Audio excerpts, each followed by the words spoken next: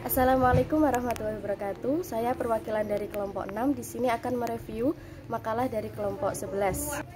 Di sini kelompok 11 mengangkat judul tentang pelaksanaan dan pembatalan putusan Basarnas dalam sengketa ekonomi syariah. Yang pertama adalah putusan Basarnas dalam sengketa ekonomi syariah. Basarnas sendiri adalah merupakan arbitrase syariah di Indonesia yang merupakan pergantian nama dari Badan Arbitrase Muamalat Indonesia atau biasa disingkat BAMUI. Perkembangannya dimulai dari Rapat Kerja Nasional Badan Arbitrase Syariah Nasional yang membentuk suatu arbitrase syariah dengan nama BAMUI yang berdiri pada tanggal 21 Oktober 1993 atau 5 Jumadil Awal 1414 Hijriah yang diprakarsai oleh MUI. Basarnas ini dibentuk karena PA pada saat itu belum memiliki kewenangan untuk memeriksa perkara ekonomi Islam, sehingga dibentuknya Basarnas karena kepentingan yang mendesak dan fungsinya untuk menyelesaikan kemungkinan terjadinya sengketa perdata di antara bank-bank syariah dengan para nasabah. Basarnas ini sebagai institusi yang diakui negara memberikan pelayanan penyelesaian sengketa perdata di luar pengadilan yang berdasarkan perjanjian tertulis arbitrase. Penyelesaian yang ditawarkan berupa pemberian produk putusan yang menurut hukum dianggap final dan mempunyai kekuatan hukum tetap serta mengikat para pihak. Sesuai pasal 59 ayat 2 Undang-Undang 48 tahun 2009 tentang kekuasaan kehakiman, Jo pasal 60 Undang-Undang Nomor 30 tahun 1999 tentang arbitrase, yakni putusan arbitrase bersifat final dan mempunyai kekuatan hukum tetap dan mengikat para pihak. Selanjutnya adalah pembatalan putusan Basarnas dalam sengketa ekonomi syariah. Pasal 60 Undang-Undang Nomor 30 tahun 1999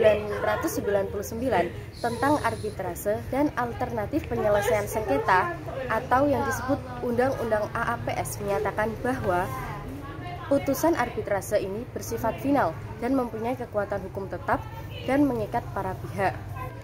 Yang maksudnya, dalam penjelasan kata final ini dimaksudkan bahwa atas putusan arbitrase tidak bisa diajukan banding, kasasi, atau peninjauan kembali. Dengan kata lain, putusan arbitrase merupakan putusan pertama dan terakhir yang mengikat dan harus ditaati oleh para pihak yang bersengketa. Tidak ada upaya hukum yang bisa dilakukan terhadap putusan arbitrase tersebut. Namun, pasal 70 sampai dengan 73 Undang-Undang AAPS ini memberikan peluang bagi para pihak yang bersengketa untuk mengajukan pembatalan putusan arbitrase ke pengadilan. Menurut pasal 70 Undang-Undang AAPS, para pihak yang bersengketa dapat mengajukan permohonan pembatalan putusan arbitrase apabila putusan tersebut diduga mengandung unsur-unsur. Yang pertama adalah surat atau dokumen yang diajukan dalam pemeriksaan setelah putusan dijatuhkan diakui palsu atau dinyatakan palsu. Yang kedua, setelah putusan diambil, ditemukannya dokumen yang bersifat menentukan yang disembunyikan oleh pihak lawan. Yang ketiga, putusan diambil dari hasil tipu muslihat yang dilakukan oleh salah satu pihak dalam pemeriksaan sengketa. Selanjutnya, pembatalan putusan harus didaftarkan ke panitera dan diajukan ke Ketua Pengadilan Negeri. Pasal 70 Undang-Undang AAPS. Lalu, dalam waktu 30 hari semenjak didaftarkan, Ketua Pengadilan Negeri harus memberikan putusan. Pihak yang mengajukan pembatalan putusan ini arbitrasi harus memberikan alasan-alasan disertai dengan bukti-bukti. Apabila permohonan pembatalan putusan arbitrase dikabulkan, masih ada upaya hukum yang bisa dilakukan oleh para pihak yang bersengketa atas putusan tersebut, yakni dengan mengajukan banding ke Mahkamah Agung yang memutus dalam tingkat pertama dan terakhir. Dapat dipahami dari penjelasan tadi bahwa pada dasarnya putusan arbitrase ini bersifat final, mengikat dan harus dipatuhi oleh para pihak yang bersengketa.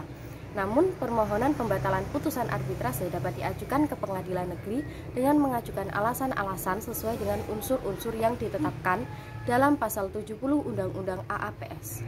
Alasan permohonan pembatalan putusan arbitrase ini harus dibuktikan dengan putusan pengadilan. Putusan pengadilan ini yang nantinya akan digunakan sebagai pertimbangan dalam memutuskan untuk mengabulkan atau menolak permohonan tersebut. Sekian penjelasan dari saya. Apabila ada kurang atau salah kata, saya mohon maaf. Saya akhiri. Wassalamualaikum warahmatullahi wabarakatuh.